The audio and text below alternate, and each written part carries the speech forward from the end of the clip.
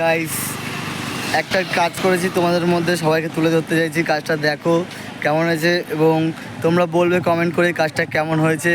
চলো আর বেশি কথা না বলে তোমাদেরকে দেখানো যাক কাজটা। ঠিক আছে, আমরা কি কাজ করেছি কি করছি, বেশি কথা বললাম না, চলো দেখে যাক। দেখো গাইস, এটা হচ্ছে বাইরের সামনে ফ্রন্ট ডায়না। ঠিক আছে, এটা হচ্ছে একটা বিয়ের মণ্ডপ, এটা হচ্ছে সামনে